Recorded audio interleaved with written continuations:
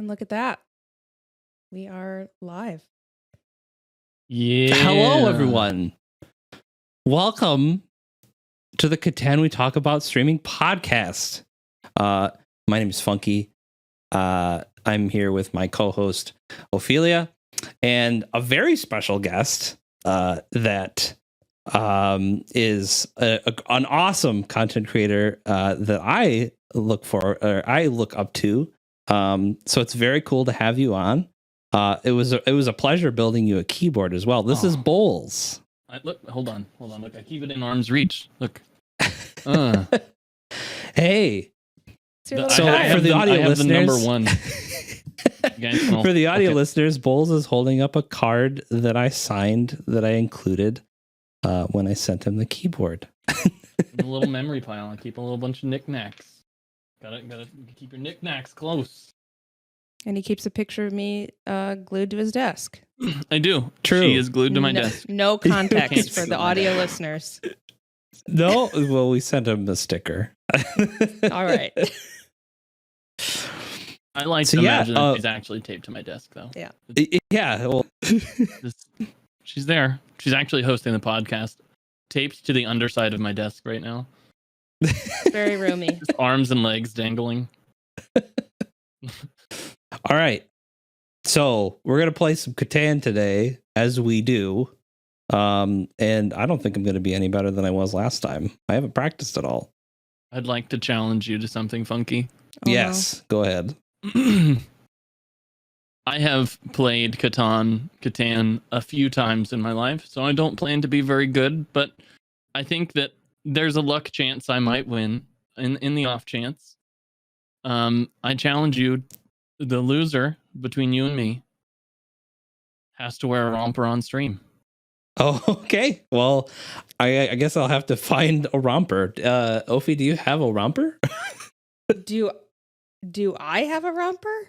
Yeah, in the event that I lose, do you have a romper that I have access to? There's No. always drift doors. No. Look at this. This is perfect. You don't have a romper? I thought everybody had a romper. No, I don't. Better get to romper shopping. We're going to have to go romper shopping. Oh, no, I don't like that. We're going for a day romp. Oh, no day romps. Romping around in my romping tins. Oh, gosh. Nope, it's got to be a romper. For those in chat that may not know who you are, Bowles, do you have a little introduction for yourself? I won't give my typical stream intro, but I'll say I am far from the usual. My inspiration is BB Jess. If anybody who just says, does what she wants when she wants, and that's me. Hi, I call myself the clitoris of Twitch. Here we are. You found it.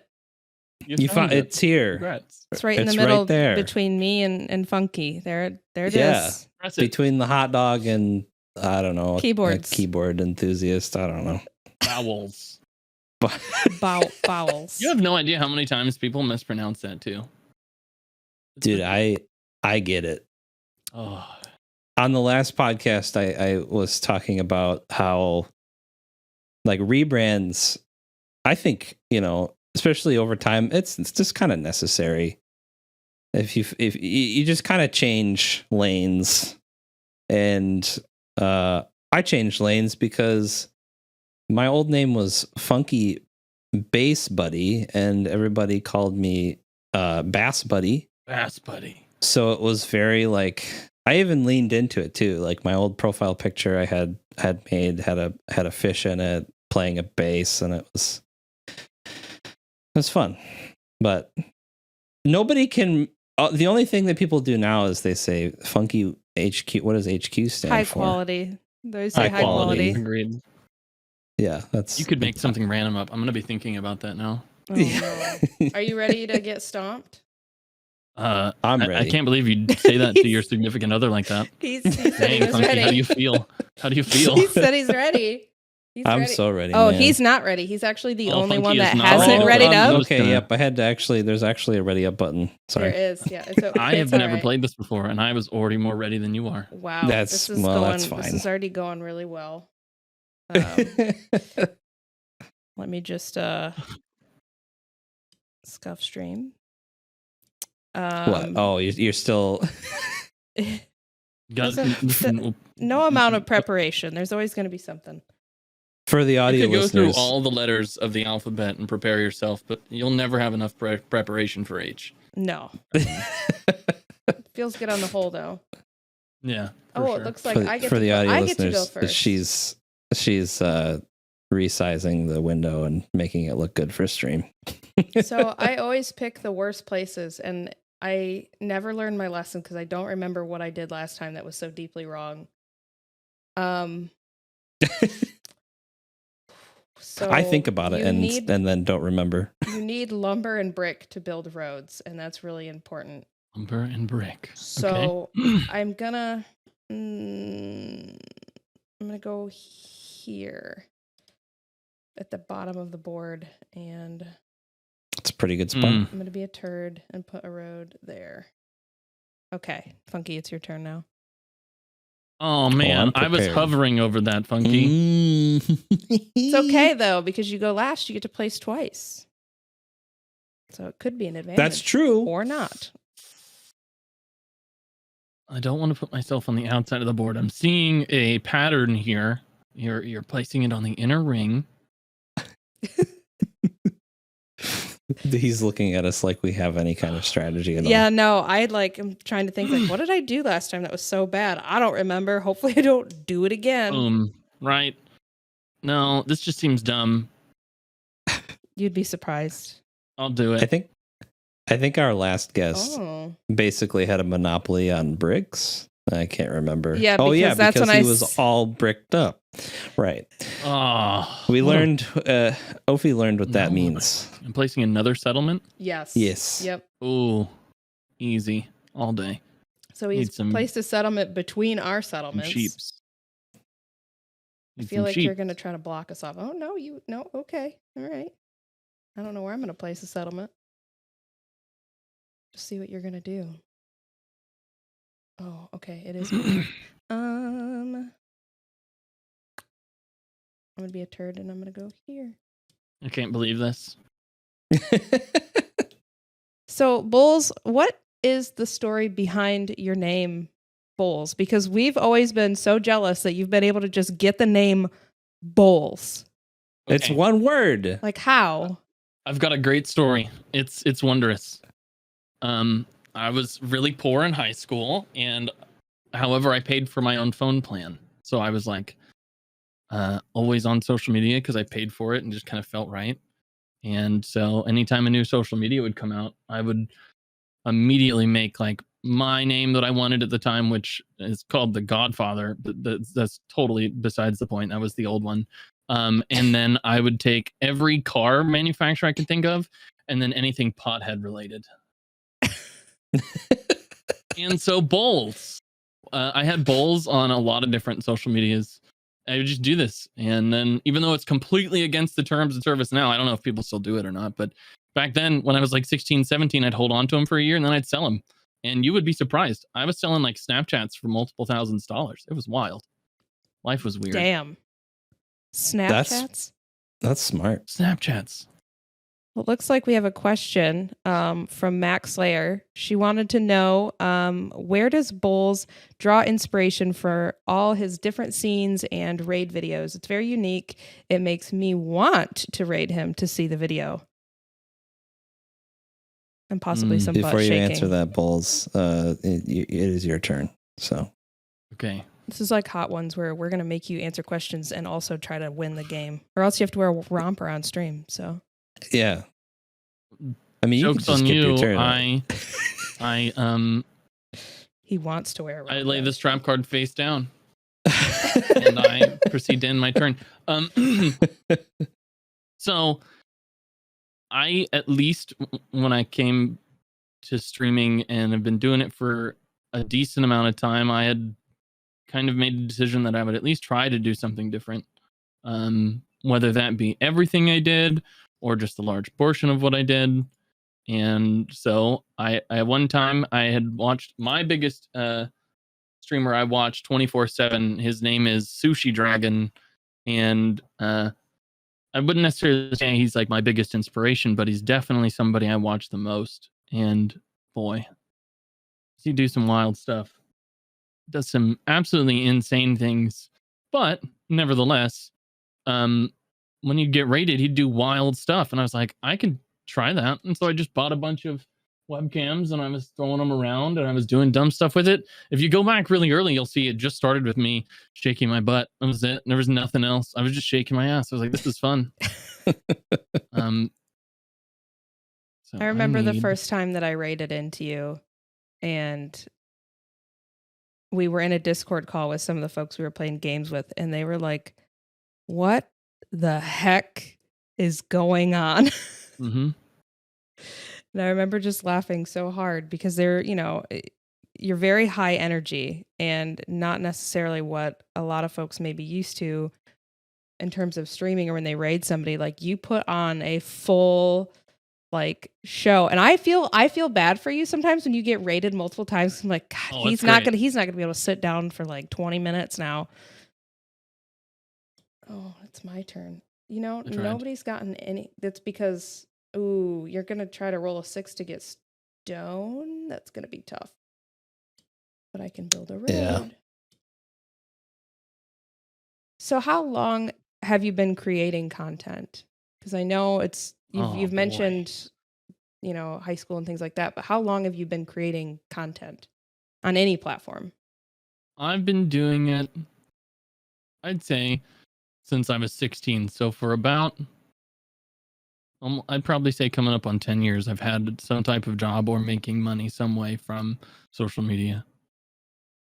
I started in high school. Like I said, I would make Instagrams with random names on it. And then I learned that, sometimes even back then, it was just about doing it a little bit better than your fellow niched person on Instagram. And that's what I would do. So I was running like meme accounts on Instagram at 16. I was selling shout outs. I was doing it all.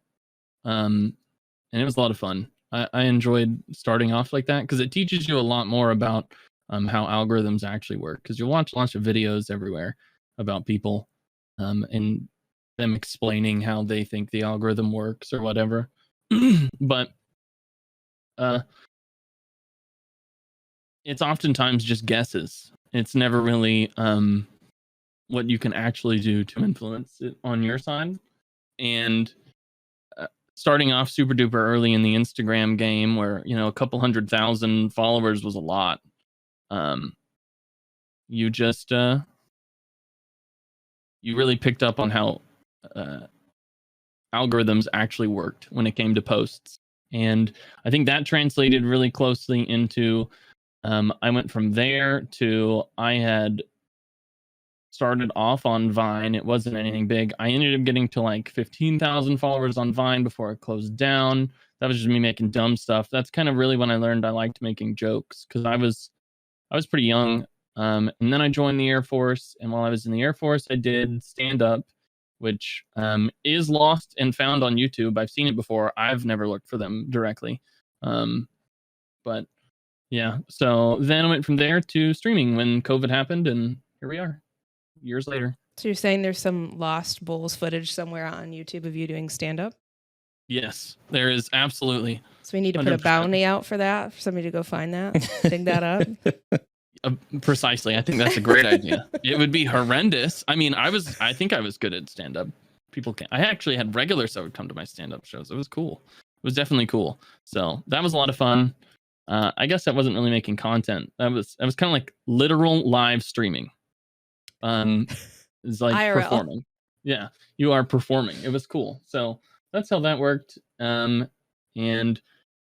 admittedly, that's kind of how I transferred that to streaming. Was the same way I'd prepare for a show would be the same way I'd prepare for a stream. I'd come up with like 3 to 5 minutes of actual jokes and lines of questions and things like that. I could lead to the jokes and some actual some, I guess, some jokes that I have pre-written and get things ready just in case. But then the rest of my show, even when I was doing stand-up, man, I'm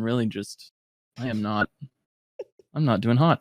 You're gonna be hot wearing that romper. I am. Yeah. The goal was actually to get myself to wear the rompers. So that's okay. Well, you did it. we did So it. proud. You did it. We Congrats. made it. I'm feeling pretty good. I have We a couple roads. You do. You have a couple roads. I have nothing. We have I have another no- Suppose I question didn't- for you. Oh, I didn't know that about you and all the stand-up stuff that you used to do. I love had no stand-up. idea. But like I said, I would only have like 2 minutes worth of pre-made stuff, and then the rest would be me essentially just kind of freeballing it. There's a guy, I don't know if you know who King Bach is. He's a guy on Facebook and started out on Vine, does really well for himself. He does the same thing. He goes on stage with maybe 1 or 2 minutes of content, and the rest is just him playing with the crowd. Like, he just had a show where he pit 2 drug dealers in the crowd against each other, and everybody was dying laughing. Like, how could you plan that, you know? And so that was kind of my goal. And although it was horrendous at first, because it would just be me, Ben, and Mr. 101, my editor at the time, just sitting in a in a stream, it was still fun. I was honing it in, figuring it out, you know? well, and I know that you've mentioned before, I feel like you've mentioned it on stream, and you've definitely mentioned it to me at one point about sort of rebranding. So what's sort of drawn you to rebranding, and how many times have you rebranded? And do you think that the current brand, the Bowls, is this sort of where you feel you're gonna stay? I think I'll probably end up sticking with Bowls for sure. I don't think that'll ever go anywhere, but I think the biggest part of the whole rebrand in general, or the idea behind I guess branching out rather than rebranding, is what I'd say it is more just branching out, is I learned that, you know, there's only so much growth and relationships and content that you can make just by going by word of mouth and doing your best on Twitter and Instagram and things like that. I've heard people classify it before as um, evergreen content. So like places like TikTok and places like YouTube, where essentially you have content that any time, whether you post it today or 2 years from today, it could decide to go viral, and it could still do well, and you can still, you know, get views off of those videos and things like that. So the content stays evergreen. Whereas something like Twitter, if I tweet today, it's not going to go viral 9 years from now. And so my goal, I guess, in total was to try to find a way to start growing through that, and find something I would enjoy making evergreen content of. And I landed on a game that I really liked, which was Valorant. And there's sort of a a stigma with Valorant being super toxic. And everybody. Well, it's a Riot Games game. Oh yeah, so for sure. that's kind of a given. And although I'm decent at the game, my goal wasn't necessarily to try to make, or isn't to make, some sort of like god tier A1, like I'm the best, like it's Timmy or ASU content, but more to point out that you can build like a positive and wholesome community on Valorant. Get past the perverted branding I have, and you'd learn that there's a lot of, you know, wholesomeness that comes along with just I've been blessed very much with the ability to not be very good at a game, but get in nothing but wholesome lobbies with a lot of good friends. So that's kind of what I'm trying to show and change a little bit about Valorant. I think there's a niche there that needs to be utilized. And why Valorant over any of the other shooter games? Well, Funky said my main reason. It's a what's it called? It's a Riot Games, and they tend, if you look at every single one of their, bigger name brand games, they tend to garner an audience both on video and stuff like that, and off video. And It's just true. people playing it. Just from the nature of it being a free to play game. I mean, I feel as though League of Legends itself was one of the first games to sort of adopt that strategy, and they did it well. And that's a lot of people played their game because of it. Yep. You're describing evergreen content. I've heard a lot recently about how YouTube is that for a lot of people. And I noticed that you're doing pretty well with your shorts. My shorts are great. Shorts are cool, but they have a bad click-through rating for subscribers on YouTube. The benefit people are getting, I'm just going balls to the wall, just throwing it out there at this point. I'm just like, I have to have a road. I don't have any wheat. I have wheat, but I don't have any brick. Wait, are you offering brick? No, I don't you're think so. asking He for wants brick. brick. Yeah, I tried. We all want I brick. tried. Oh, so we all want brick. So we're all okay. We're all Okay. just like asking for brick, and nobody has any brick. Sad. YouTube Shorts. There's actually been a recent development where they're trying to fix this, but they can't yet. Where people are essentially making a YouTube Shorts channel and just I've seen that. constantly spamming the same video.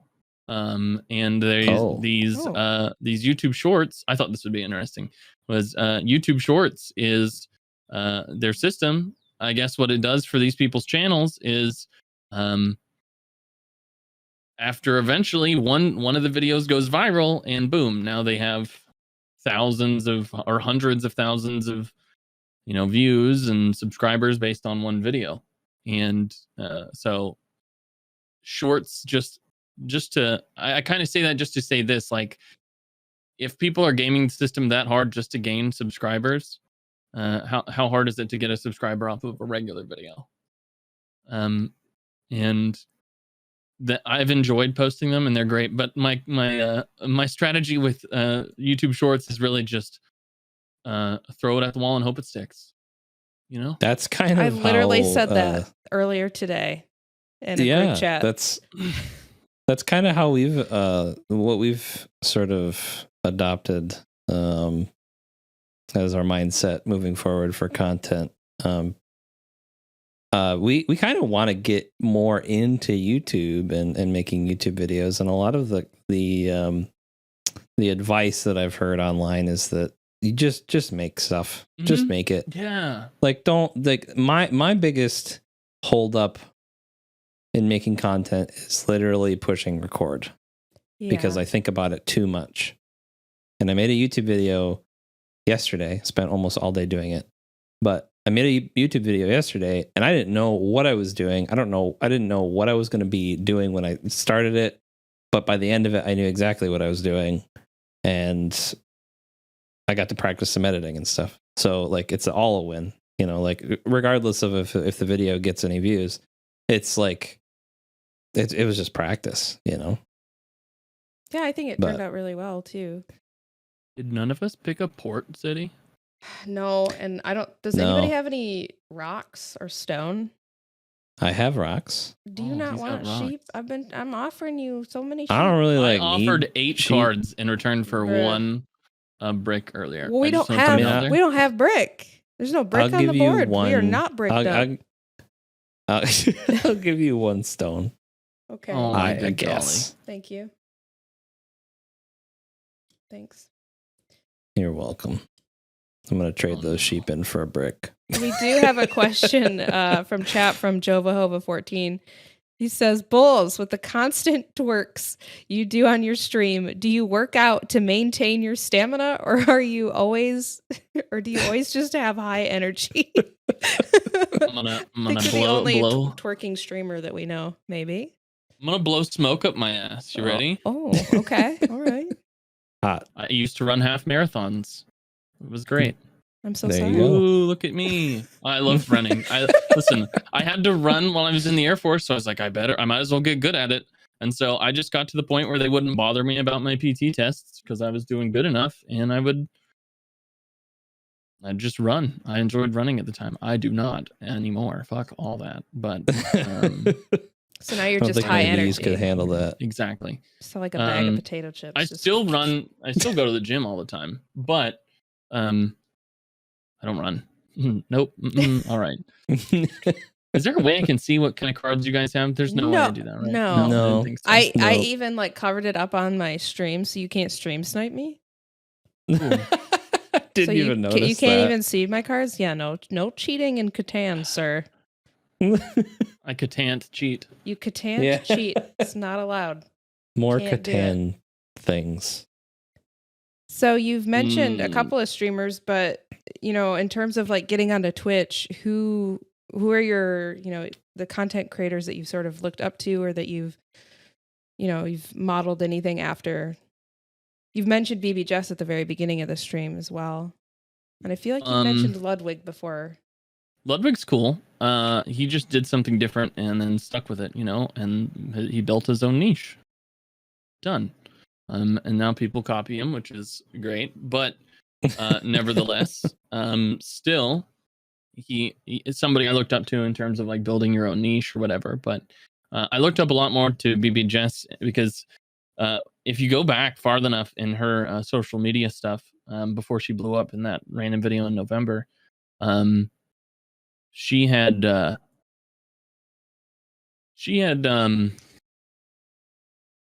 just basically been doing the same thing we talked about, which is throwing stuff at the wall and just hope it sticks.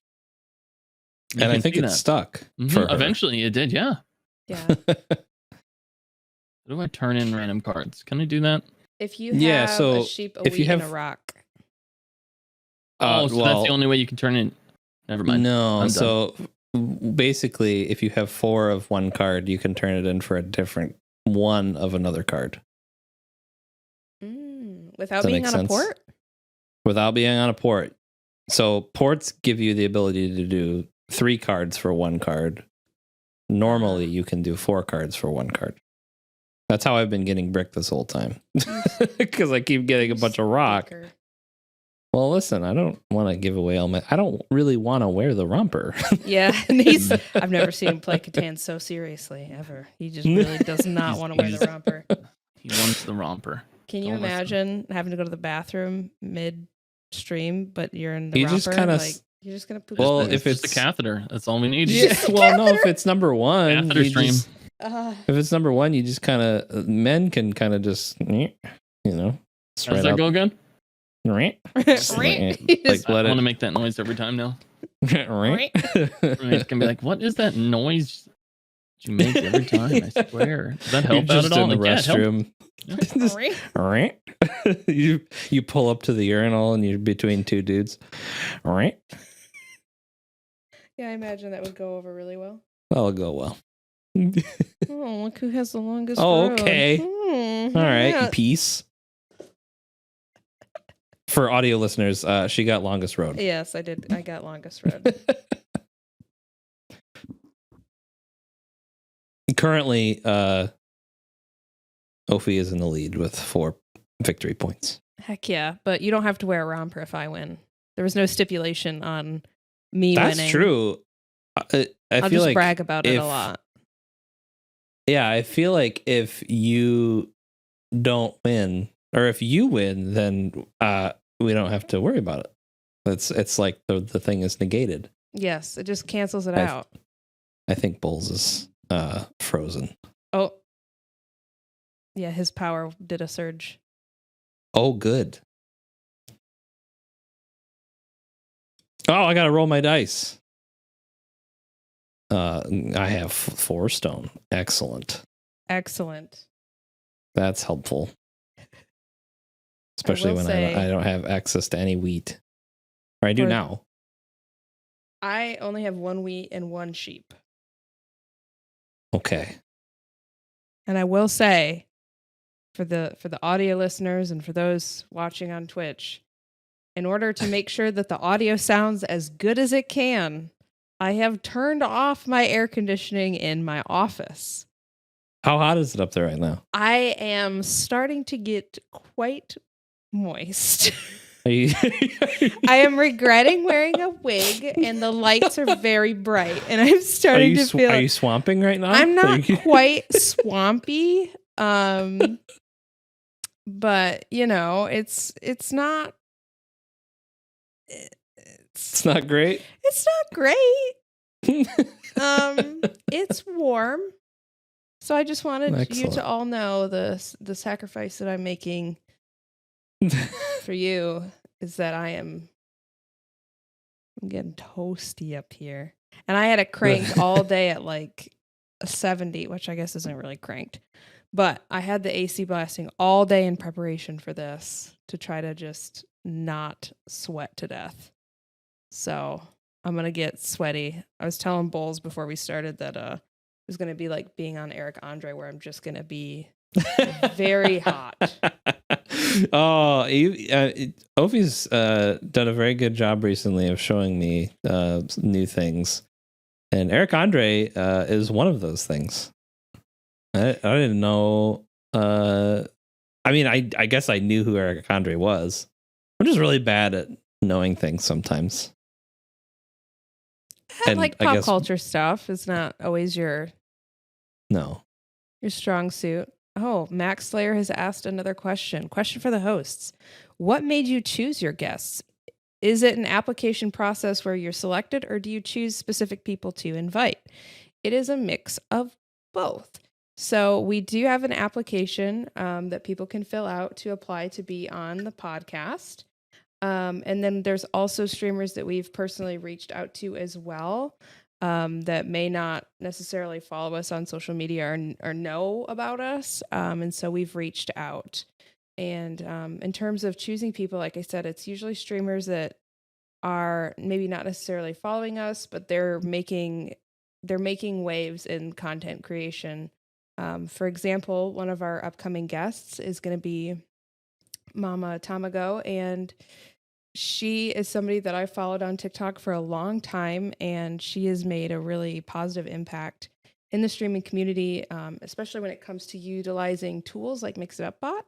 And so for her, I personally reached out to her to say, hey, it would be really cool to have you on our show and talk about you as a content creator. And yeah, so that's sort of how we decide is we have the application process, and then we also will reach out to people that might not be following us. Not to talk about other guests because we have a current guest, but I'm very adamant about. Should I ask Mama Tamago why she's not following me on Twitter? Ooh. While we're live, do it. Is she here right now? Because that would be funny. That would be very funny. She would just be like, canceled. She's canceled. Just make fart noise at her. That's what I do. That's how we communicate. Welcome back, Bulls. I've survived. I used this opportunity to post on my social media. Excellent. You're a multitasker. Dude, you have to just keep on it all the time. You got to be on top of everything all the time. That's the big, I'd say that's probably been the biggest stressor for doing social media since the young age, is just having to do it constantly. I've been posting to Instagram actively since I was 16. I am 26. Yeah, that's a 10 long years time. of Instagram. There's not been a day. This is a wild. And I run a whole bunch of different accounts. So like, lots of niche accounts. You probably follow one of them. To be fair, I have a lot of followers across all of them, and I use them just for. That's how I make money. That's how I support myself. Nevertheless, I have literally not missed a day of posting since I was 16. That's intense. That's impressive. Now, granted, I've used like posting tools and things like that in the past where I have them scheduled or whatever, but yeah. How do you feel about like scheduled things like scheduled tweets or scheduled YouTube videos? Do you think it has a negative impact or no impact? I think for YouTube, I think it doesn't change anything. I have a a conspiracy theory that it changes something with Twitter, but that's just me. Yeah, the Twitter algorithm is really funny. Well, you're the one that kind of taught us about Twitter. I love Twitter. You are the Twitter master. Twitter's great, and once you learn how to do Twitter, it's effectively the same for like Instagram and things like that, especially getting something off the ground. See, now I have had a hard time on anything but Twitter. Like, I feel pretty good at Twitter, but when it comes to like Instagram, especially Reels, it's just not, it doesn't do anything. Like, I get like 30 views. Hey man, if I got 30 It's views tough. on a YouTube video, that's pretty dope. I have I don't run any successful YouTube channels. However, I would say one thing that I've learned very good, what I've become very good at because of content creation, is making friends, and arguably I think that's a large part of streaming in and of itself, is just being able to make friends and whatnot.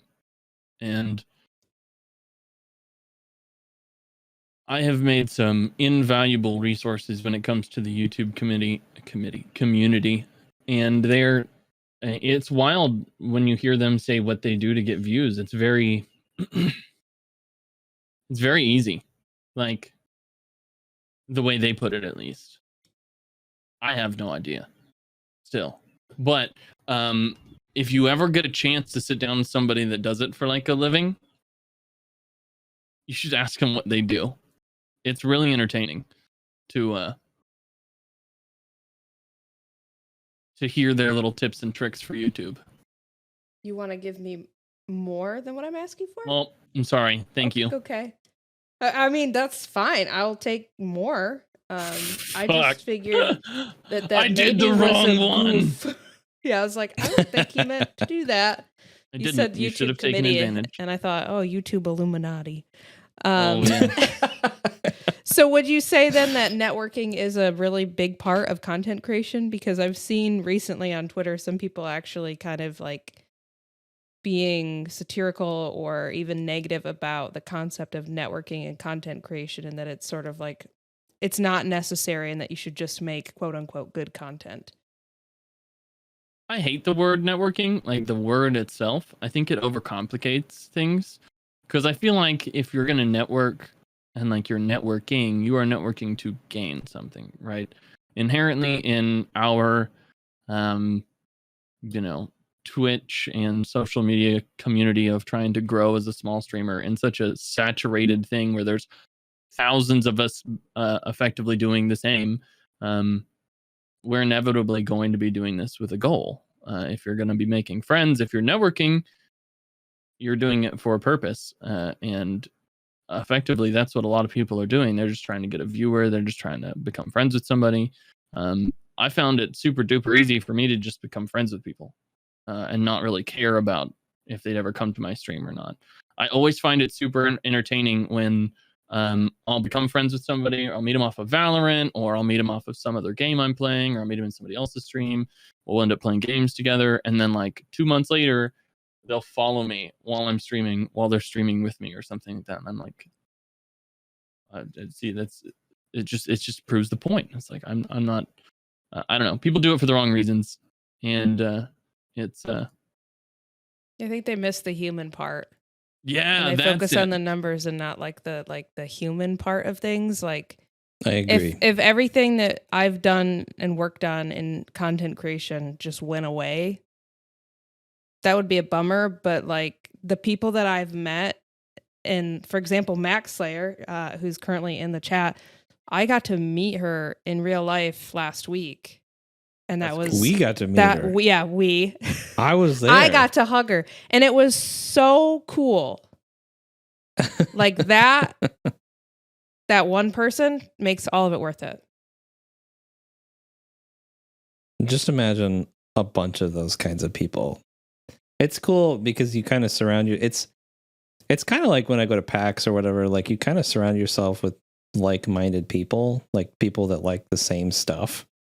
And then ultimately you're going to find friends. You're going to find people that you jive sure. with. Yeah, I think I'm very inconsistent with this, with the streaming and stuff like that, because I don't want to do it for the wrong reasons. Right. Like kind of how you were explaining, like networking in the negative connotation. I think, like, I just want to make stuff that I want to make, and I don't want to feel like I'm pressured to do anything. And if people like the stuff that I do, then that's great. I'm not overly working to attract a bunch of people. Like it's a slow process. At least for me, it has been. I'll say this. I just kind of want to throw this to you. It's something that I had thought of a long time ago. When you understand that Twitch is a slow thing, and so is all social media most of the time, unless you get lucky and just have something that's just ridiculously viral. I think people tend to forget that, you know, you can grow slowly and then it goes up and down, things change, and you're effectively trying to build a like a mountain out of pebbles. You know, you meet friends and they come for the right reason. That's just one little pebble. You know, they come and they hang out, and you're there, and you collect these things. When you go after something big, and out of the blue, you have this huge viral video out of the blue. You're just dropping this massive boulder on top of your little mound of pebbles, and it crushes it. I would much rather just build something out of all these tiny little individual connections of pebbles than I would ever have something just go crazy viral. And nope, now I'm instantly that guy that does this, or instantly that guy that does that, you know, for the wrong reasons, whether it fuels a incredible career or not. Well, and you might not be ready for it, right? So like if you're still like learning how this environment works, because there's a lot to it. Like I still learning a lot of things. All of a sudden you get thrust in front of, you know, thousands of people, and now you're, you know, viral, but you're not ready for it. Then you could hit like a lot of backlash where people are upset with you because you're not at this level of wisdom or experience that they would anticipate you to be when you're, you know, that popular, in terms of like numbers and things. And that I feel like can kind of blow up in your face too. And then also burn you out as the content creator. Like you might think, I'm not cut out to do this, I need to just stop. When really you were just kind of put in a situation where you weren't really set up for success because things moved too quickly and it wasn't sustainable. I've seen that. I've seen that with people that it's interesting to see where they have not a lot, and then something viral happens, and then it spikes, and it's almost like, I mean, you can continue to make the content that you were making before, but it's almost like, yeah, there probably is that like big, and this is just speculation, but it's all this big spike in like expectation to make better content, and just do what you want to do. I think that's pretty much the spot where I'm at now. It's just kind of like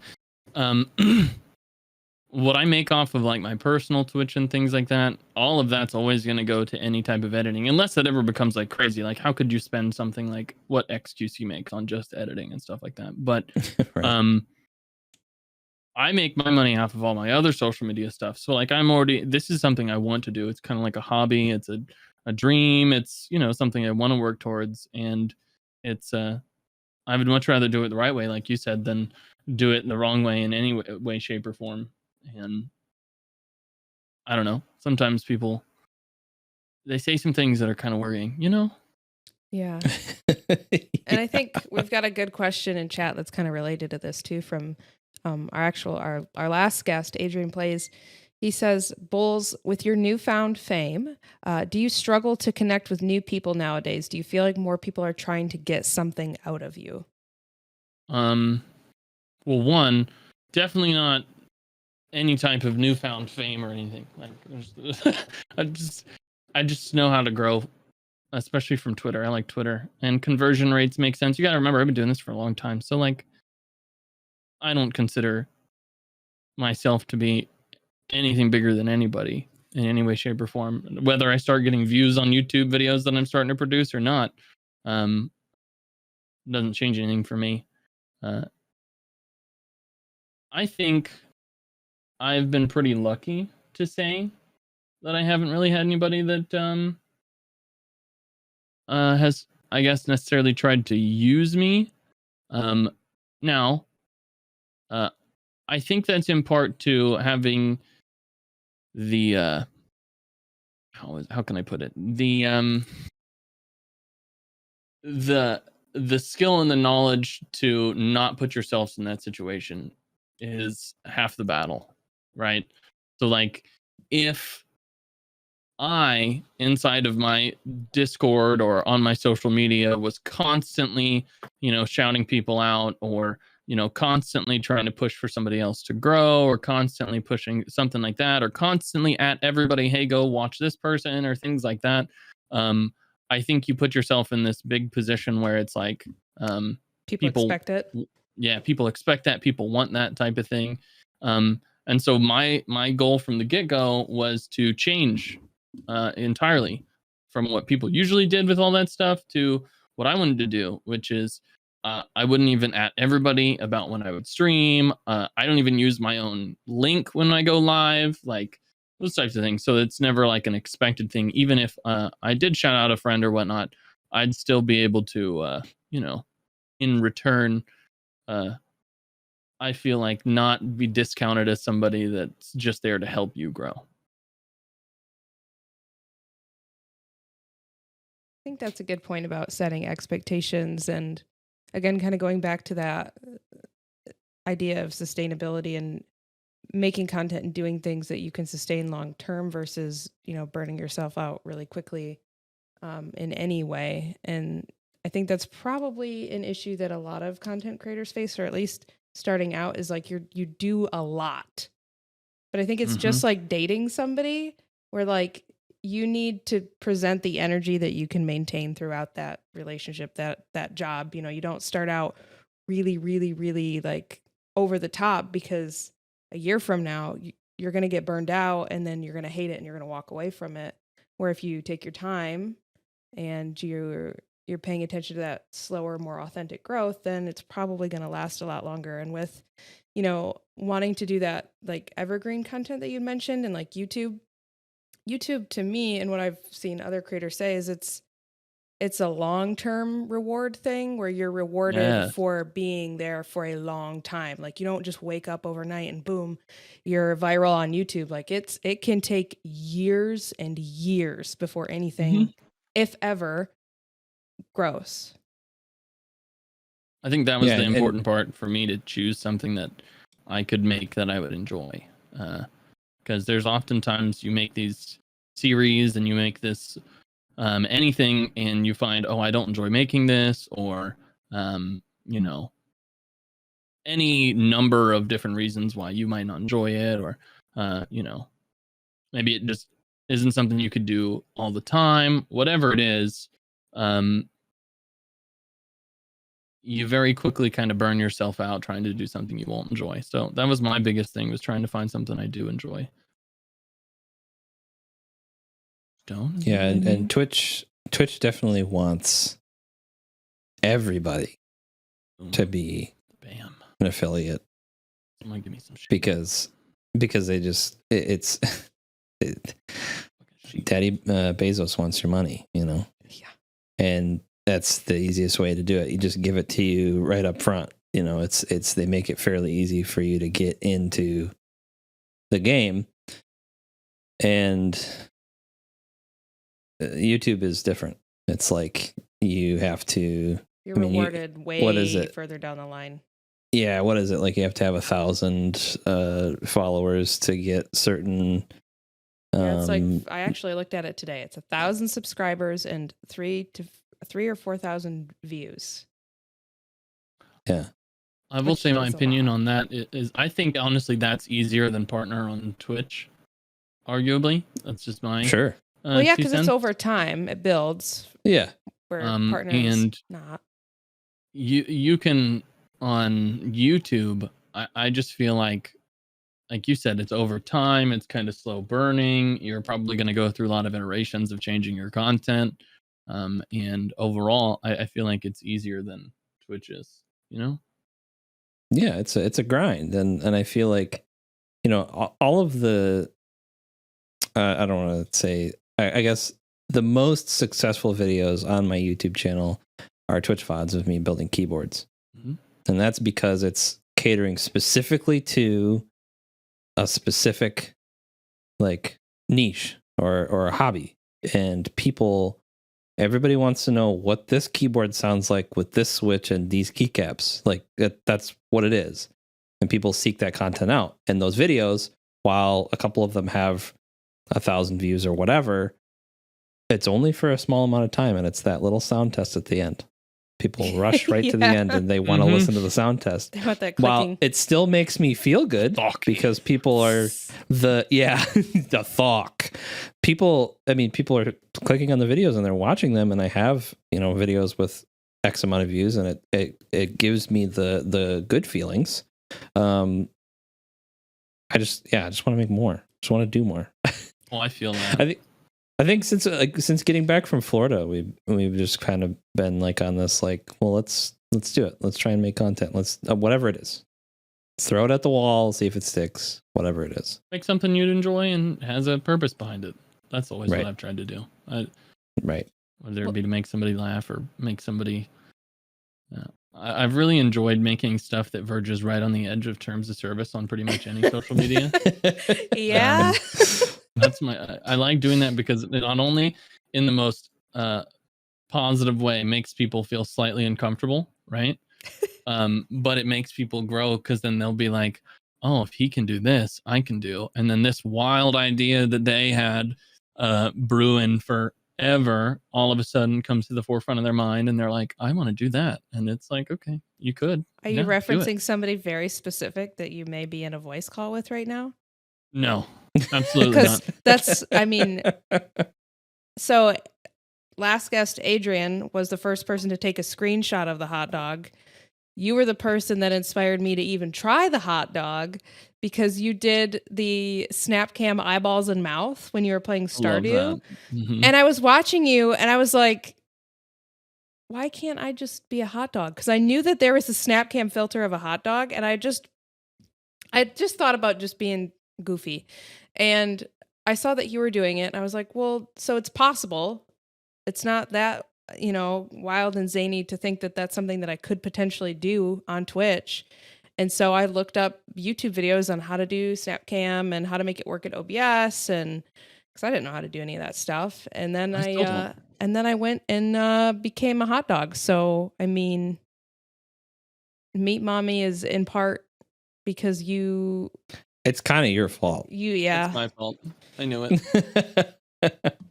I would attribute some of that to you.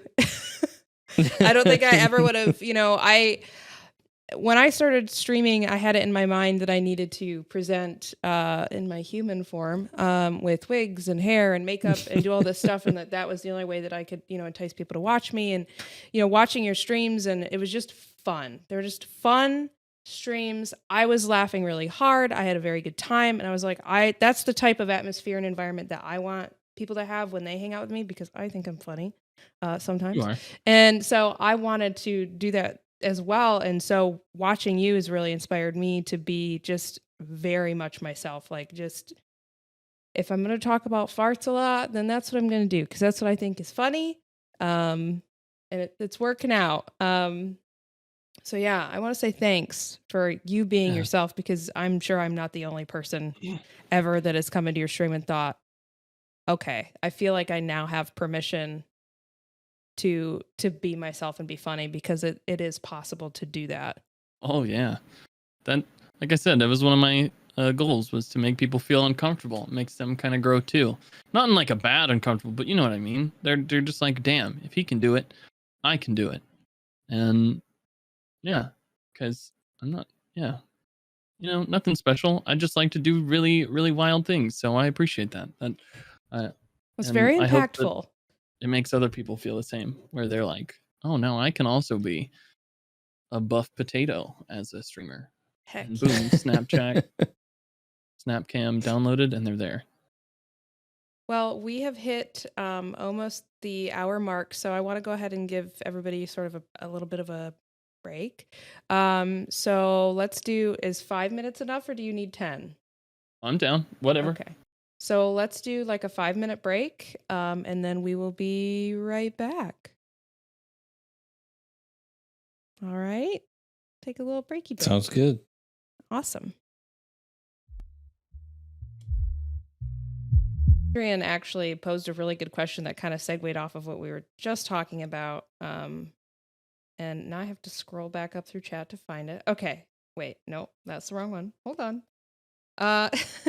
Do you plan your content? Do you have an overview of the stream that you're about to have? Pretty much every time. I know that I'm gonna do X, Y, and Z during the stream, and then sometimes like with little random things that seem like you couldn't plan it. Obviously, I don't know when I'm gonna do it or how I'm gonna segue into it, but I think the idea of knowing I'll do it is definitely there, for sure. For sure. Yeah, I would say that I think at least with like Funky and I's like content that we do together, it's not like it's scripted or anything, but we have like a framework of like, this is sort of how we want this to go. And we also think about what platforms we would want that to be out on. So if it's going to be something that we would want to put on YouTube, or if we're thinking maybe this is something that we're going to, you know, have broken into clips for something like TikTok. So we kind of have that mindset going in, but you know, nothing is scripted. Yeah, I don't think I ever have any scripted encounters or anything like that, or even like something scripted down to like the T. I don't think I've ever. I write scripts for commercials, right? Like I think that's the only script I've ever written. I'll write those to a T, and even like down to like what's going on the screen and stuff. But I don't think I've ever scripted anything on the stream. Nope. Even my more like the biggest one I've done so far was probably the Twitch spelling bee. Even my more like big collabs I've done, I've never scripted anything. I'd say I'm wild enough to even go as to say I never plan. I might like even for the words and the questions for the spelling bee stream, I might have had like a third of those planned. Maybe. I think that's kind of what made it great too. Maybe. That was a lot of fun. It was a lot of fun. And I was so nervous. There was a lot of very cool moments that came out of that and clips, and For sure. that kind of spawned the tiny wiener mouth. The tiny wiener mouth for sure. Yeah. That was a really good experience. That's a core memory. It's a core memory for me now. It was I definitely have so many opportunities to grab a tree, and I can't. I just need a tree. Oh, so does nobody have trees? Is that why we're? I've been trying to get a tree. I was offering you one of every single. No. I meant like I'm near trees, so I should be getting them, right? Like that's how that works. Yeah. Yeah, if you roll a 10 and a 2, which I mean that's hard. Or a 9, right? Oh yeah, or a 9, which isn't as hard, I suppose. Okay. Yeah, that's a tough one. I also need a tree now. This sucks. Yeah, I really needed a tree to do anything. All I need is the tree, and then I'll have world domination. Holy guacamole! World domination. I got trees. Let's go. World domination. Finally, you got trees. Oh, now it's my turn. What do we got? Anything I good? got trees. Nope. Got nothing. So, thinking about some of the content that we've seen, and I'm sure the folks in chat have seen, you completed your longest stream to date by playing Elden Ring until you won, which was a sub goal that you hit. What worked well for that stream, and what would you have changed? And would you do it again? I'd do it again in a heartbeat. You would do it again? You would do that again in a heartbeat. I'm actually shocked. There's a difference. I think it took me a while to figure out what was wrong with it, right? And what I did wrong. And what I did wrong was not take a break after, right? I got second. Funky just destroyed us. So everybody listening, this means that Bulls has to wear a romper on stream at some point. Yes. That was One into yet. Oh. Look at the time. You couldn't have tried that better. 59 minutes and 59 seconds. minutes and 59 seconds. Just On the got it. dot. Rematch. We still I'm got down. lots of time, and We have another hour. assumedly more questions. Yes. All right, we have to double or nothing for something, Funky. Oh man. Romper and wig. Yeah. Romper and wig. Yeah, you gotta I wig don't it have a up. wig though. Yeah, you gotta gotta get one I'll though. help you out. Well, this She is knows perfect. she knows the wig stuff. Yeah. So double a or nothing. wig Wig and professional. romper. Wig Or and nada. romper. I have access to so many 17 wigs. wigs. Only 17? I thought haven't you gotten more since Maybe then? it's more than that. A lot of It wigs. might be I think it's 19 or 18 20. though. I don't know. Govey sent me some wigs because I kept harassing them on Twitter. That's a whole other Oh, that's thing, though. funny. But you would do the Elden Ring stream again? Oh yeah, for sure. I enjoyed it. It was fun. Like during it, I actually really enjoyed it. Like just sitting there, and I had like a one goal. That was my goal. That's all I focused on.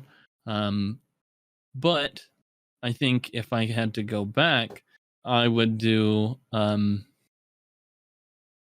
I think I would do like a week off afterwards immediately. I'd just be like, the second I finish this, taking a week off. Bye, guys. And that's what I would have done. That's what I'd have done differently. That's what really burnt me out. Got me feeling all sick and gross. I was just immediately trying to roll in afterwards and be like, we're good to go. No, we ain't. No, Yeah, you ain't. seemed so you had a good time doing it, but you seemed like there was a certain point Where I think you where were it was ready almost to be done. kind of miserable. The stream was great. Like We were even though feeling I was very bad tired and for stuff, you. I was like, the stream. Listen, the fact. Did I ever explain to you guys? I learned why my stuff was breaking. My computer was because there was a whole day where just nothing worked. Yeah, what happened? Was it your scenes? Okay. Yeah. OG OBS. The original OBS prior to Stream Elements being a thing. When you would create a media source, and then you'd throw like a video on that or something, it would automatically do turn off when not active, right? So when you didn't Right. have the scene active, it would be inactive. Right. They, for some reason, made that optional now. Yes. And I didn't know this. So like if you did this right now, right, you went to media source in Stream Elements OBS or OBS.live, and you got to the point where it's like asking you to put an image, you did that, and then you opened it back up, you would see it asks you like 4 different checkboxes, but the 4th one you have to scroll down to see. Yeah. I didn't do that. Oh. I have 563 scenes. Oh, not even the most powerful computer that you None. could. And I was so confused why my computer was always running so bad when I was streaming. I And was just Fookie was like, he's got a good computer. What is He the problem? does. Where do I want this? Sometimes I Do you felt have like a mother hen when I was watching you play the Elden Ring stream because I was just like, I hope he's eating and drinking and like getting sleep and like just like Yeah, it was a lot. But when you we- finished, we were sitting in the living room. We had you on the big screen TV, on the surround Yes. sound, and when you finally won, I was just like clapping and yelling at the TV. I was like, we I loved "Yes, that feeling. he did it! I loved that feeling. Now go to sleep." That's what I want to do. Like, if I could recreate that feeling for every stream where it's just people are coming in and out every once in a while and they're like, you're still doing this, or like, how's your goal going? I loved that. That was a magical feeling. Like at the end where I could just be like, damn, it's time. We're going to do this finally. It was just like such an epic feeling. I really, that's something I want to go after again. I kind of understand what's going on now a little bit on this game. I just want to put it out there. I now Yeah, know you're getting there. a little bit more of what's going on. And now I understand the BS rule. You get 2 whole points for having the longest road. Shit, Yeah, I'm about to be dog. moving that thing across the entire screen. I'm only buying roads. I will get 2 points. I actually had a Well, and you secret also victory get- point last time too, which is what put me in second, by the way, Ophelia. Just want to put it out there. I had secret victory points too. Oh, I did I had the dang. longest road though. You did? No, I thought it No, was I took it from Funky. you. Oh, you jerk. That's why he got I to took it. 10, right? All Is right. it's Yeah, to 10, that right? that, and I built. So one house is worth 1 point, I believe, and then when you build a whatever bigger house, Bigger house. bigger house, bigger and somebody house. in chat can correct me. Bigger house, you get 2 points. So that's how I got that, because I built a big house. Well, that's kind of some crap. Yeah. Well, Max I was Slayer just doing well. is just tossing out the questions today. Bulls, is there something about social media that drew you to it? You've said that you run a lot of accounts and make money this way. Was there something about it originally that you were like, I need to get into that? Nope. I just I was 16 and everybody was on Instagram and I was like, I could do Instagram. I could post pictures. And I learned that there was a lot more to it than that. And then I have this thing where I have the whole, I think it's ADHD, where you say, I don't have ADHD. I don't believe. I've never been formally diagnosed. Probably do if you look at my content, but I don't know. So nonetheless, where like you essentially pick up a hobby, you get like super deep into it and then you drop it, Yeah. right? I have that just minus the dropping it part. So I always have to be careful because I'm just like, whoa! And then like before you know it, I'm just like absolutely super deep into whatever it is forever. And that's why you asked me to build you a keyboard. Yes. And you don't dive Uh-huh. deep into the keyboard building hobby Mm-mm. because it is No, you don't want. You don't just want to. so You much. don't Nope. want to do it. There's a lot. I So like much. even when I got my last one, done, I literally called my buddy. I was like, "Hey, is it how do you do this?" And he was like, "This is how you do it." And I was like, "Can you just send me a parts list?" He just sent me what to order. I ordered it, and he's like, "I'll come over." And then we sat here and jammed it out together. But that was it. Nope. Funky had No. me build one of my keyboards, and I sat next to him and I put it together, and I was like, I don't ever want to do this again. You can do it. What? I don't want to do it. I don't. So my it's- attention span can't. I can't sit and do something like that. Well, so the whole reason I got into it was because of the chip shortage, and I spent a lot of time pre-pandemic buying and selling used parts on Facebook Marketplace, and I made a little bit of money doing it. It wasn't a lot, but it was just something to do.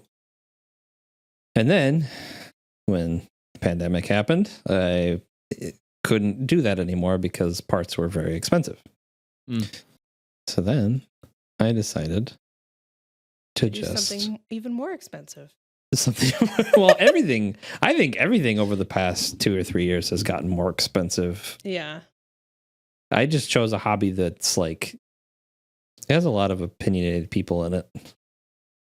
What did I do wrong? Why do I have nothing? Listen, Am I- we am I all just make stuck in- mistakes. We didn't roll a number that you have. Yeah, Okay. you'd have to. Yeah, those. I mean, I had a fi- couple fives- turns last fives game. are not bad. I think 11s could be tough. 2 is really tough, I think. Oh, I just thought about it like that. Dang it. Because you're rolling 2 dice. Yeah, it's tough. It is tough. Yeah, so the little dots underneath for that's audio fine. listeners too, the little dots underneath the numbers on each what are these, hexagons? Yeah. Hexagons. They are sort of indicative of the likelihood of that number getting rolled. Oh. That's why the and red so numbers the are red ones like are the spicy where ones. it's at. Okay, I got it. Yeah. Now we're here. That's why. Yeah. That's why you did both of them. I did. Well, no, I did Oh, one. no. Ophelia did both of those. She did both. She's got to have all the wheat now. Apparently. I every day. have lots of wheat. Wheat. I do have lots of wheat. Here you go. So you've mean, used a anyone. lot of different tools in your streams. I mean, I've reached out to you before about some of the tools that you've used. What are some of your favorite tools that you've used in your stream that you would recommend to other people? Technology-wise. I would say Leorin board is the most magical thing I've ever used in my entire What life. is that? Leorin board is a software that is like, you ever used a program that just seems really sketchy? It just looks really sketchy, but it works to a T. That's how I'd describe this, right? It looks like it was designed by somebody using like a 2000s computer, trying to make it look as junky as possible. It's got a weird UI, but this one interface, it has like a Stream Deck feature or whatever. If you do a like a modification to it, and there's like a thing on GitHub you can download, it'll change it. You can actually change your Stream Deck to use Leorin board. And so I have that on there, which is really cool. You can do a lot of different I just say it's very easy to set up a lot of like, I'd say stream changing things. For example, like being able to mute something, change to a scene, unmute at a certain time, and then remute again, and then change scenes again is all something I can do in one button, right? At Right. different times and stuff like that. It's a hard program to learn, but once you learn it, it's pretty easy. I would So is say, it like using macros or something? Like, are you yeah, okay? but it's a super strong program as well. So like, you can use it to connect to your lights. You can use it if you have like lights around your room. You have a smoke thing that comes off that does Bluetooth. It's a lot of cool things. It's a really cool. I'm surprised it doesn't have a lot more spice around it as it does. And is it free then? Yeah, the Oh, actual nice. software is free. It's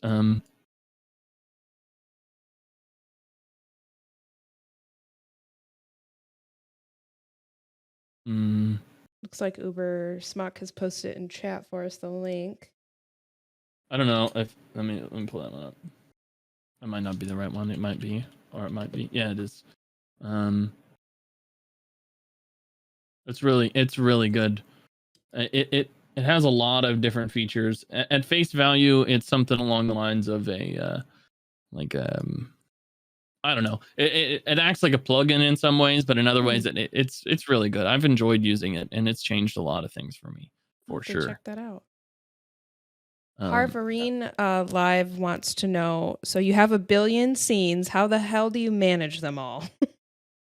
I like to keep it as simple as possible. So there is you can create a scene, and in that scene, you can write just a bunch of lines, and then like the title of what you're going to group them together. So I have like 10, maybe 12 of those that are just that'll say like days of the week, or memes about whatever, or memes about this, or my friends' memes, or anything like that.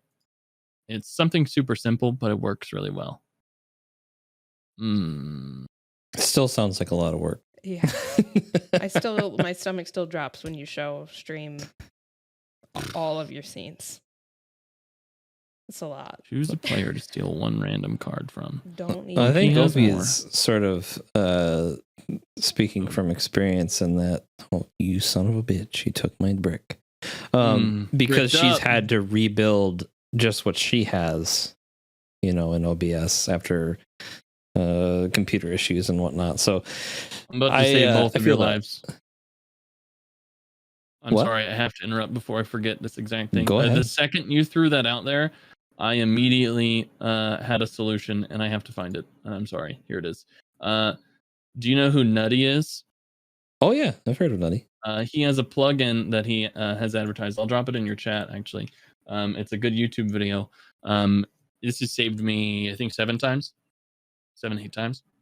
I have my entire everything saved to a little plugin thing that goes straight into my Google Drive. And every time I update a scene, I go in there, I download the thing, I throw it in there. I don't know the technicalities behind it.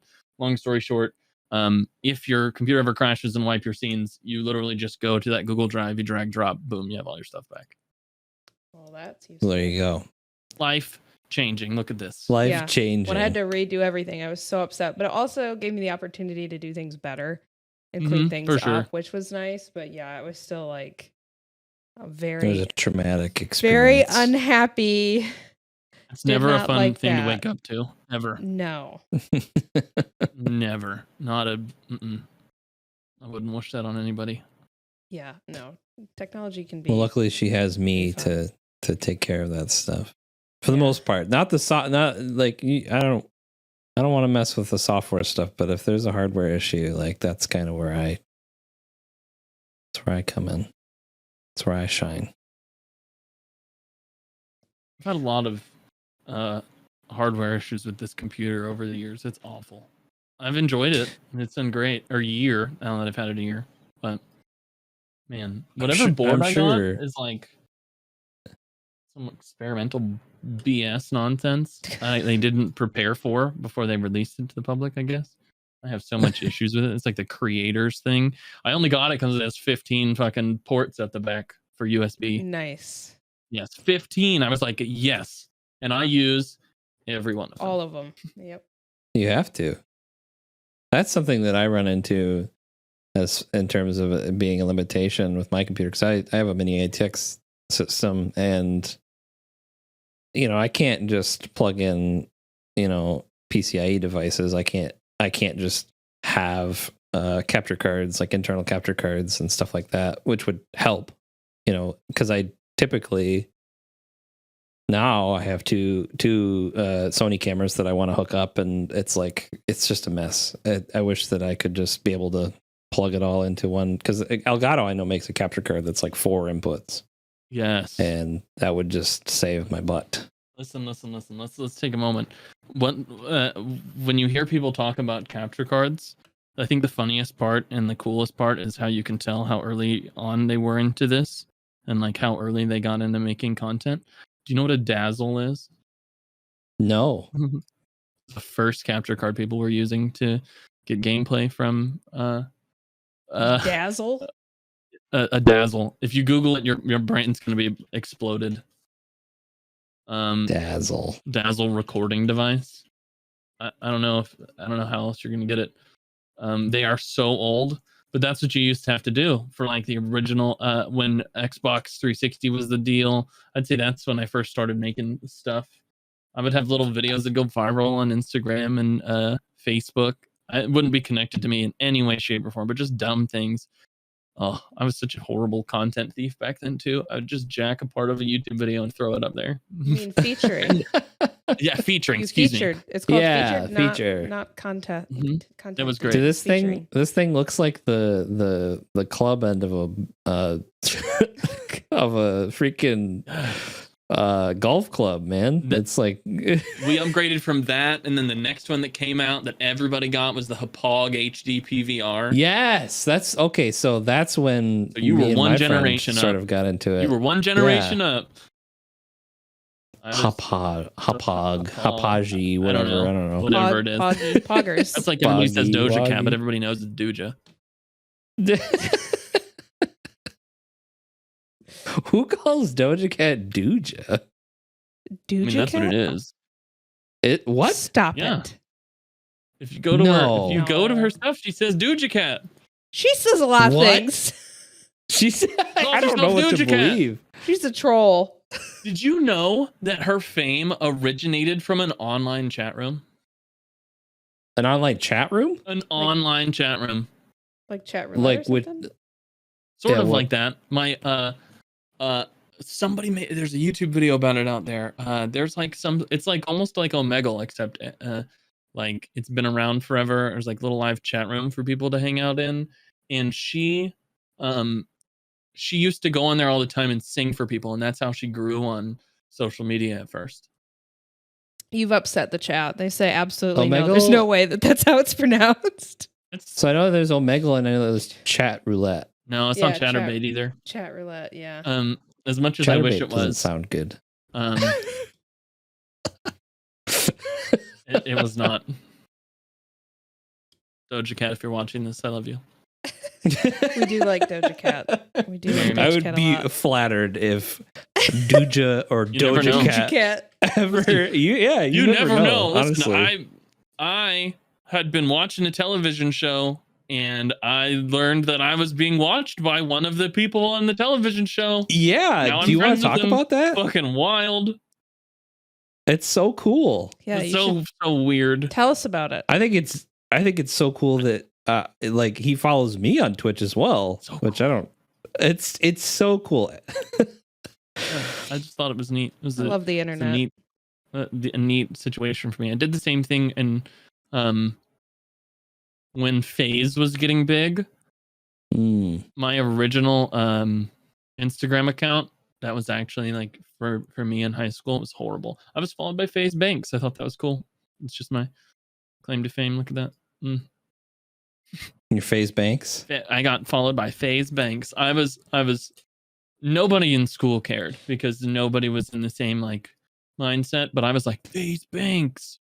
Guys, it's That's FaZe Banks. That's an I just interesting want point. more cards.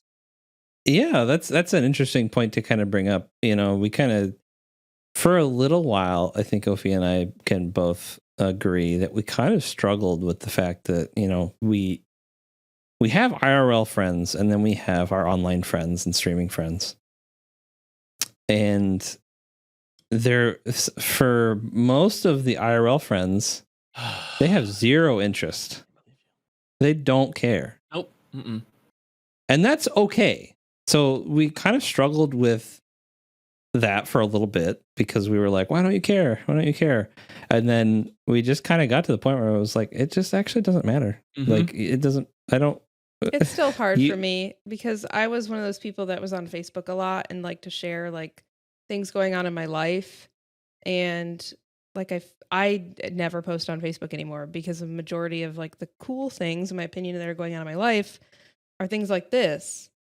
But if I were to post about this, like my friends and family are gonna have no idea what I'm talking about. And like there's just really cool accomplishments of really cool people that we've met and got to hang out with that I can't be like, hey, we're doing this neat thing because nobody's gonna understand. So it's kind of tough that you kind of have to like celebrate in a vacuum. Yeah. I don't know if you've experienced that. I mean, I know that your family is really involved in your stream and they I'm get to very experience blessed. it. Yeah. I'm very blessed to say that my entire family likes my stuff, whether or not they actually watch it or not. I don't know, but they come around, they do it and they do the things, you know, it's cool. But there was a very long time I wasn't able to do that, and it sucked. So I definitely feel you, especially like, and I'm going to say something that might sound slightly controversial, but I don't care. Sorry. Ooh, spicy. You guys create a lot of like content outside of just sitting behind a camera playing a video game. So there's a lot more that you could tell your friends and family and stuff about that they would come and understand a little bit better and easier than if it was one of the large majority of streamers who play video games and sit in front of a camera. Like that's all they do.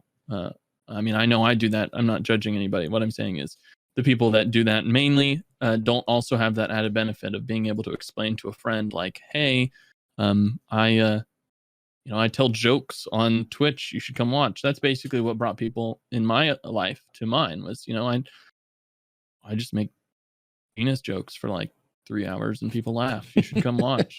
I might shake my ass sometimes and you can hammer it. And, so I totally mesh with you on that though. There was a long time where I only played games and then that changed to I was only doing the just chatting thing. And what the original intended purpose was to play games and then sprinkle the just chatting ones throughout, which is like, a lot similar to what you guys do, which is where you have your IRL content, you have your just chatting stuff, you have your very entertaining content, and you have your relaxed gaming days and your days that you're gaming or things like that. And that's how I always meant it to be, but it never did that. I was like, ooh, people like me telling jokes, and then that's all I did. And that. No, I don't think that that's very controversial. No, that's very sensible, and that I think that if people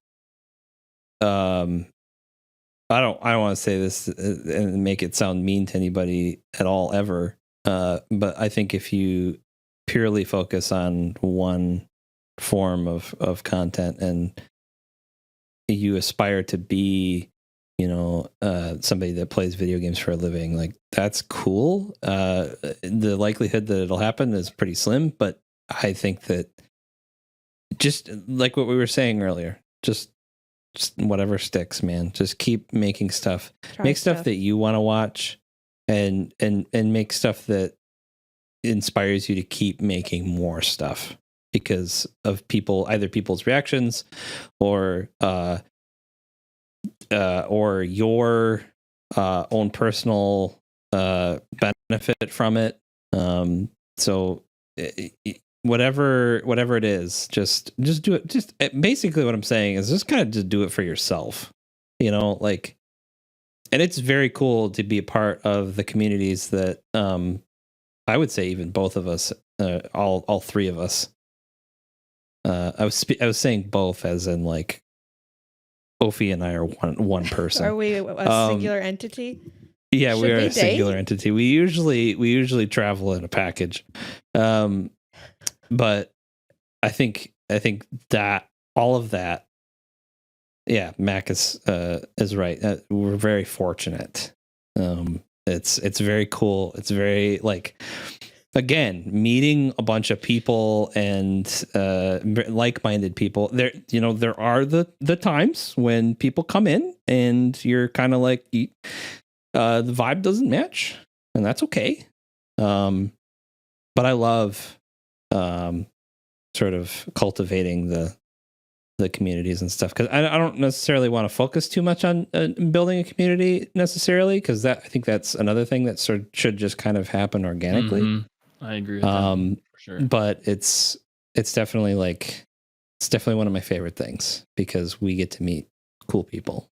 Back to that focusing like on the human thing and not numbers. Like, just if it weren't for a normal person, just be a person, just be yourself, and people will just, like in IRL, like people will like you or they won't. Yeah, just let them hang out.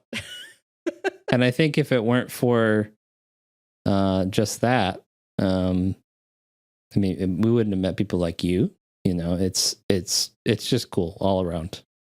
Having a good time. I think there's like a saying out there that people will. Did you just steal my brick? Oh yeah, I did. The one I didn't. The only brick that exists on the board right now. I took it.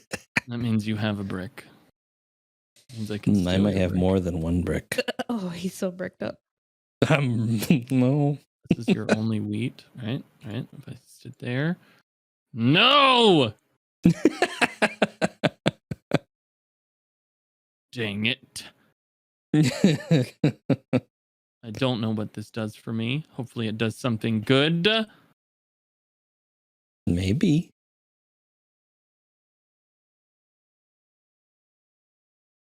Wait a minute. Wrong one. That and that. For that. There it is. You want this wheat and tree? You want this wheat and tree? Not me. I don't want it. I kind of want. Take the wheat and tree. I kind of want wheat and tree. Kind of messed up that you stole the brick from him, and now you're making him pay for the brick that you stole. It's kind of messed up. It's fine, dude. He said he was gonna do it, and he's doing it. Power moves. Bruh. You see how I connected the two roads? Yeah, I see what you did. Damn it. That was pretty pog. Well, talking about wide people pog. Talking about your communities and sort of the environment that you build in your Discord, you have a text channel that is solely focused on mental health, and mental health and wellness is something that you kind of touch on in all of your streams, at least towards the end, the end of your stream. So why has it been important for you personally to save space for these topics in your streams, even though, the majority of your streams are either gameplay or, comedy? And how receptive has your community and your friends been to including these sort of mental health spaces? Whether it's been through content or if it was something IRL that I got to do, I've always tried to do um some level of, I guess, advocating for mental health, because coming from a background of being in the military, I just never had that, right? Nobody cared until nearing the end of my service, when that kind of became a big boom for them there too. And so then I was able to join in on that. And I think that kind of translated to my content, which is like, you're going to find yourself in life where people are going to tell you it's not okay to talk about whatever feelings that you have, or, however crazy you are. And I'm allowed to say that. I get paid by the government because I'm crazy. So we're good. So, you're going to have varying levels, and it's okay to talk about it.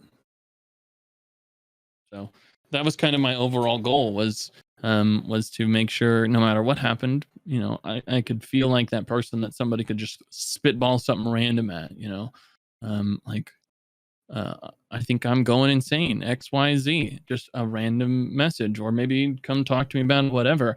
I wanted to try to be that, because I know that there's a lot of opportunities in life where you're not going to be allowed to, talk about that, or, be that, or whatever, So I think it was received very well, and it has been. It's always, people have been very open to my appreciation for having that area to talk and, I guess, get whatever's off your chest.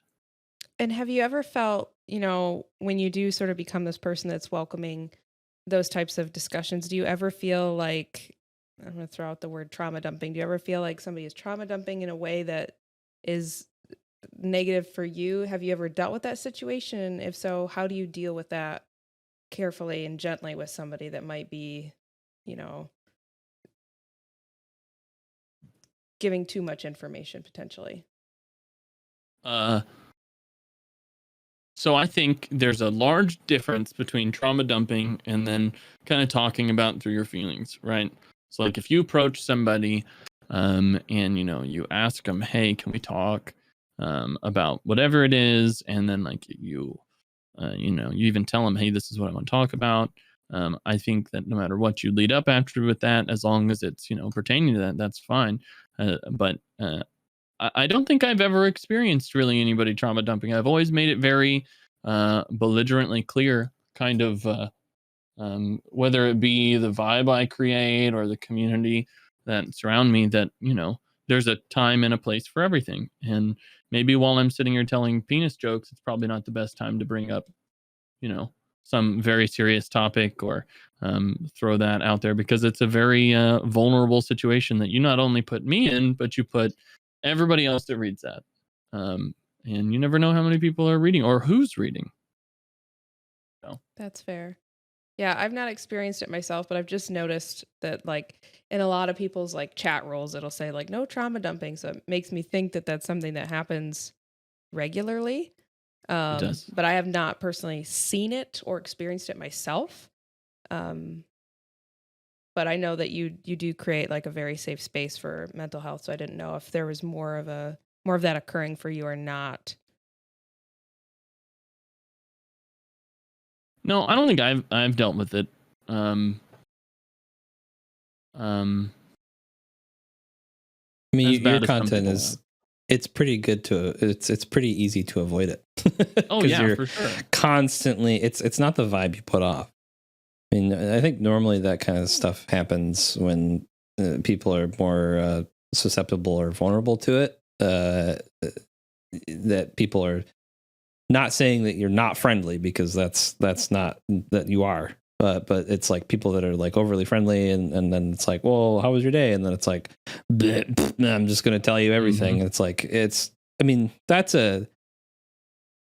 Boundaries. I guess that's kind of a touchy subject, but it's like you kind of like, that's a DM thing. That's a thing that Oh you yeah. talk about in DMs. Like, you don't just go to somebody's stream and then just like, bleh. It goes down to know. like even like social cues sometimes too. Like, it's very hard for people that haven't been super duper plugged in to like Twitch culture and any type of culture. When you can read the chat and read what's going on, like that's a privilege for you and I. There's some people that, you know, they just get introduced to Twitch, and so there might be something funny going on the screen. They might not be prepared for that. But I think you can most of the time tell when somebody is either meaning to do it maliciously or attempting to just have a place to get something off their chest. I think you can always tell the intention behind somebody telling you something. Yeah. And I think that kind of circles back to what I was saying earlier about like when somebody goes viral that's not ready. Because even somebody who is new and doesn't know all of that could accidentally not have boundaries and invite that type of interactions into their chat or into their stream because they just don't know, because there's so much to the culture of streaming and content creation that, like I said, I'm not a wizard at it or know that much about it. It's sort of, you just kind of learn it as you're in it, and you make mistakes and you hopefully learn from those mistakes. I think there's a funny trend that happens quite often, especially for gamers. They'll be trying to grow on Twitch, and they'll post something on TikTok and go like insanely viral, like absolutely wildly viral. Next stream, they're streaming to thousands of people, and like the trend you see is like a week later they get canceled for something horrid that they said. And I see this trend all the time, and it's because people just, they haven't had that chance to work on themselves, and they're just now starting to create content, and they're still out here being horribly racist or horribly whatever it may be, and boom, they're instantly canceling them and things like that. And I think that even goes into what you were saying, which is like you really can like develop through this and I guess kind of grow. And I think it's super duper important to grow with it. And those people that aren't ready to necessarily go viral or grow at that pace, it always shows. Always shows. Well, I feel like the more that you grow, the more that you are under a microscope. I mean, not saying that any of us are celebrities, but I've definitely noticed that I can't have opinions about many things without it being like taken very Twitter negatively suddenly. And so just trying to think about, like, even though I feel like that could drive you crazy too, is trying to think about every possible way that something could be taken because you're being picked apart. I don't know if that's something that you've dealt with or not. I imagine I haven't. No, I've never. I think and I don't think this is to your detriment at all either. I don't think you've set this up for yourself by any means, but I think for myself, I've always kind of declared that I'm going to say whatever the fuck I want and like do whatever I want. And so like anytime I've ever stated my opinion, people are just like, yep, that's what he thinks. Over like, yep, yeah, that's okay. It's so hard to not care. That's my biggest struggle. Yeah. Like that's something that Funky has said to me many times. Like, you gotta just not care, even if the person is wrong, or if it's like blatantly like just trying to, you know, just be negative. Like, to try to not pay attention to the negativity is so hard. It's very difficult. Navigating social media is interesting, and I don't have to say anything to Bulls at all about that. But it's definitely, yeah, you definitely have to have a thick skin. Just imagine. Sorry, I didn't hear you. My bad. Go. Well, just imagine, like, you know, if you were streaming to thousands of people, or you were in some other field where, you know, you are kind of in view of a lot of people, there's always going to be negativity. There's always going to be that. And that's why some people just don't have social media, you know, like, because they just can't handle seeing it. Are you? Somebody finally rolled a 2. Pog. It was Funky. He did it. It was me. Gave me the brick that you stole from me. So Harvarian Live had a really good question that I want to make sure we get to as we're kind of rounding out the stream. I have some content I want to try, just talking and looking at weird online stuff. How do you gain the confidence and motivation of doing that kind of stuff? Where do you even start? You just start. Yeah, I think that was probably going to be my even though it's super bullshit, and I'm sure that sucks to hear. It is exactly what it is. Like you just have to be like, all right, here we go. And the best part of it is, you can change that and down the road. You don't, in you don't have to be successful at whatever you put out first. You just try something. You throw something out there, you didn't like it, maybe you didn't like how it was made, change your editing style, change this. Stop stealing my brick! I don't even feel bad about it.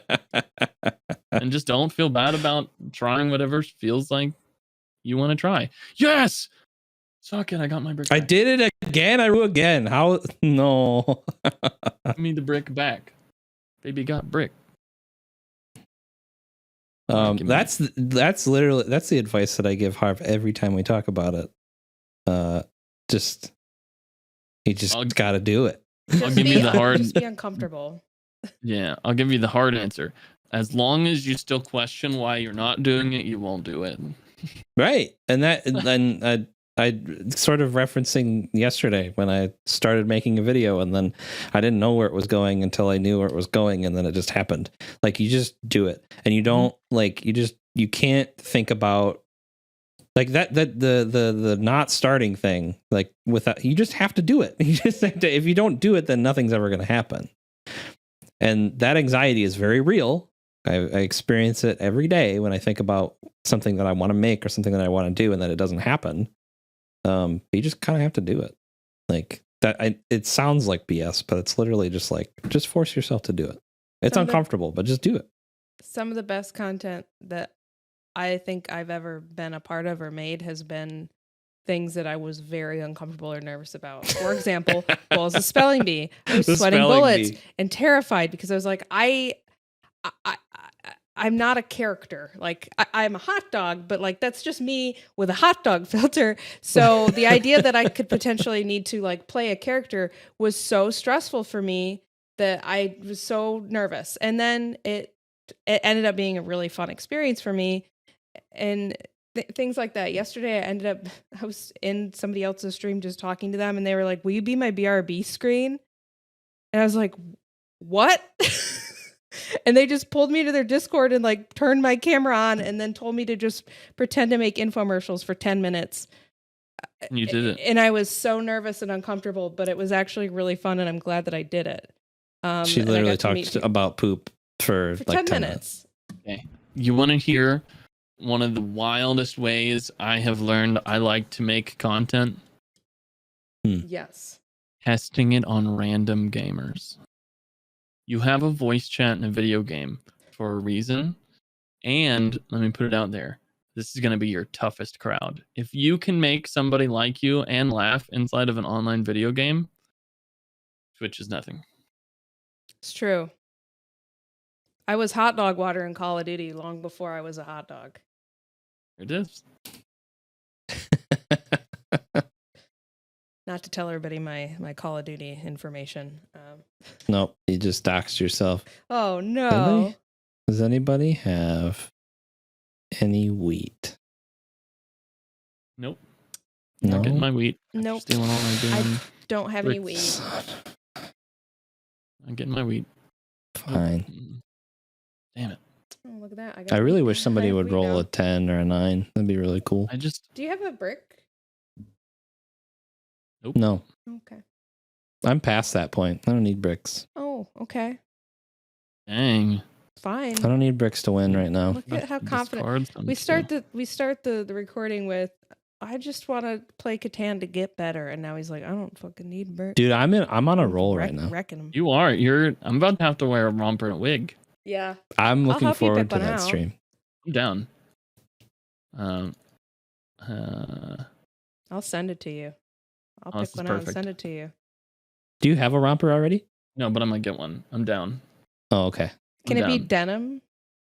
Ooh, a full denim romper? Yeah. I'm probably going to go thrift store shopping. I'm going to use this as an excuse. Yeah. Yes. Like a full denim romper. Oh, man. It's going to be fire.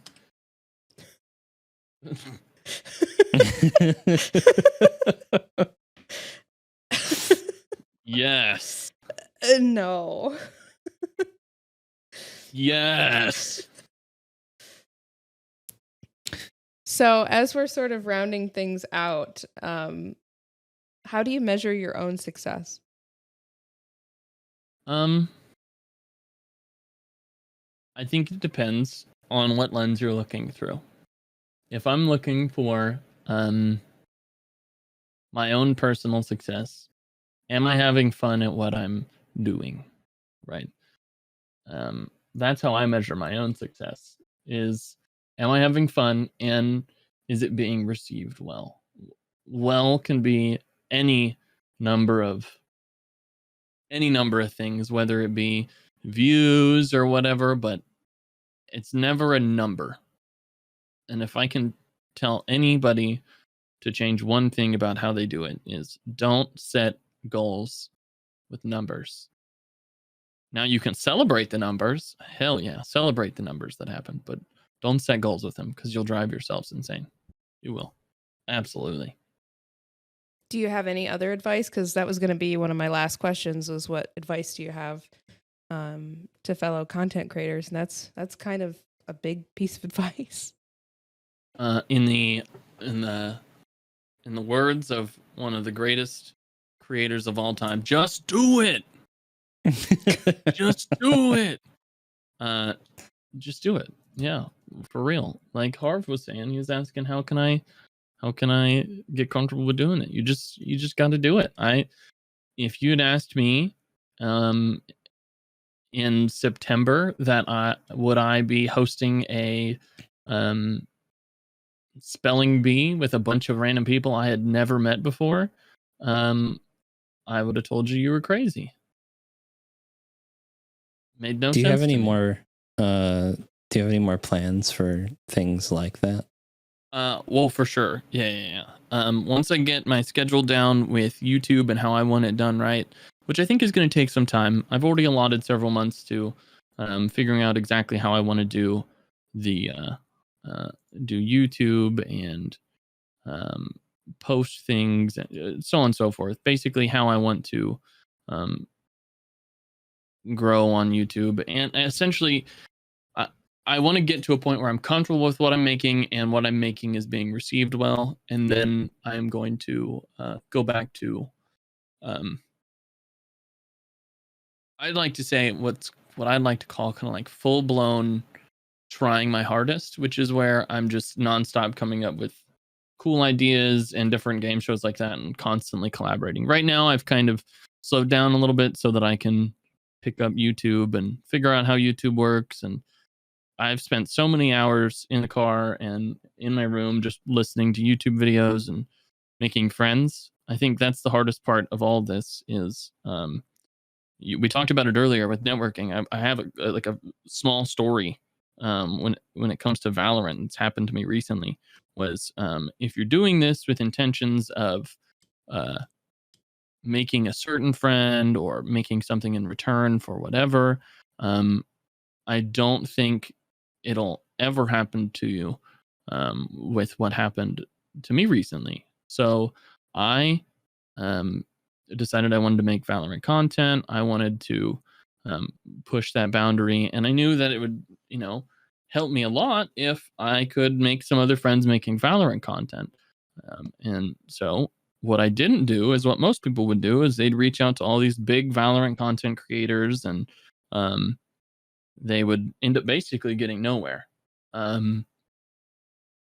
What happened with me was I would play with friends that were good at Valorant, and then we would become friends, and then they would invite me to their party. And so I just spent like 2 weeks of just party hopping with friends and adding people on Valorant before I ended up in a lobby with people that are very suggestive with who they add as friends and very big in the Valorant scene. And it's like, how does this happen?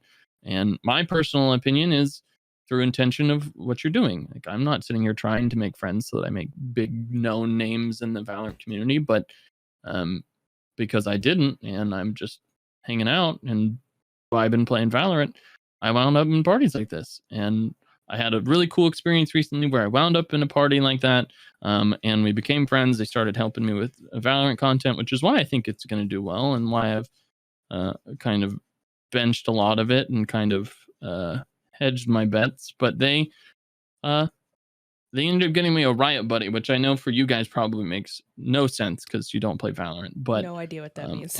a Riot Buddy is a little gun buddy on your gun that essentially you can only get if you know a Riot dev or the Riot dev gives it to you. I'm in a romper and freaking wig. I've done Funky this to has myself. won again 2 times in a row. I am holding really down 3rd tried- place. I really tried to pull that, just kind of let that kind of coast out for a little while. I knew I was going to make the winning play, but I wanted to believe hear you've what you done had to say. I still got second not both times. sorry. I'm happy with this. I've never played Catan before today, and For- my entire yeah. Catan knowledge was a very quick Google right before we started, and this is how it worked. Like at Clicking buttons. 4:54, I was like, "Oh shit, I don't know how to play Catan." So I Googled it, and then when I Googled it, it was like this really long web page that I had to read, and so then I closed it, and I said, "No, I'm not reading that. No, I'm not reading that. Just click buttons. Just click them. buttons." Yep. So I do Believe want you've to leave a little bit of space here for you, Bulls, to share any announcements, upcoming stuff with your content. You know, just kind of talk about anything coming up. Anything you want people Plug to know? yourself. Yeah, Plug time. plug yourself. Shameless plug time. But not in a TOS way, please. I don't Oh, want to yeah. plug you. You can Oh plug yeah, yourself. let me do No. naked. Leave the time. bag alone. So, if I was going to give any type of plug or anything like that, I would just say if you're interested in Valorant content with a swing on how wholesome it can be and kind of creating a community where you can always have people to game with, not only on Valorant, but more in tunes with just always having friends that are able to bounce around games with you. That's what I'm trying to go for, and to prove that there is a wholesome side to gaming, even in a Riot game like Valorant. And so if that interests you at all, you can find it on Bulls YT, which is Bulls YouTube. Hopefully getting at Bulls here soon, working on that with all YouTube staffaroo. And then funny enough, I have a funny idea to start a TikTok account for specifically Valorant content, so you'll be seeing that come out. That will be at Bowels. Of course. Just because, why not? The misspelling of bulls. At Bowels. Excellent. It's going to be great. And so I'm excited, especially when your first upload to TikTok is always like semi-viral every time. Right. Do it. I literally have like 14 TikTok accounts because of this. I just try new ones every time. You're just having fun. Gotta try new things. Well, if you You're need just any doing tips or it. tricks about TikTok, we gotta. No. Funky knows all of them, apparently. No. Basically, No, you just gotta It's look like a frustrating. thumb in any of your videos, and then just do stupid random videos. I can't. None of that is planned. It's always just, That's I have this video that I want to make, and then I make it. Must be And nice. that's been fun experimenting with that too. So Well, Bulls, I want to personally thank you for agreeing to come on to the podcast and being willing to take part in this, especially since it's such a new thing. This is episode 2, so I really appreciate you taking the time to hang out with us for a few hours and chat and play Catan. And now you have to wear a romper and a wig. I'm down. And listen, all I'm saying is when the time comes, you want me back on this at some point, just shoot it. I'm down. That would be fun. absolutely. Like a 6 down. months from now. Where Mhm. are they now? Where are they now? You originally saw them on episode 2 of Catan We Talk About Streaming. Today on episode 69, special edition, Big Hairy Bulls. Welcome in. And he's still wearing the wig because he just loved it so He's much. still- I have now he's become, He wears the romper wig until this streamer. day. that's what I'm going to call it. It's not even like a good wig. It's like a bad wig. And I wear it backwards. Oh, no. I'll just pull it apart and like, it'll be Oh. like curtains. No. Well, I want to thank everybody for our live viewers, as well as anybody else on any other podcasting platforms for tuning in. We're available on Spotify and Apple Music. I think there's another one too, isn't there? I'm not sure. Amazon Music, anywhere where you can find your favorite podcasts, we're there, and we appreciate your support, and it really motivates us to keep doing what we're doing. Just really wanted to make sure that you. I got to do the podcast thing where we make sure you rate it, do all the podcasts you think, follow, subscribe, any of that stuff, and we look forward to making more content for everyone to listen to. If you haven't yet, be sure to invite the like button out to lunch, and then after it's ordered its food, poison its food while it's in the restroom, and don't tell it until after it passes away. Thank you. Do you have a vendetta against the like button? This is how you get people to like things. Yes. You just tell them. You just got to beat it up. Yep. Every time you just freestyle something that's going to happen to the like button. Just kill it. Something new every time. Now we have to do it. Just murder the like button. Invite the like button out to a nice Sunday stroll. Show up in an armored tank and obliterate them. Well, with that, send the like button to go hang out with Mama Tamago. Ooh. And it'll die from fart poison. Thank you, everybody. And we'll see you next time. Yes, thank you so much.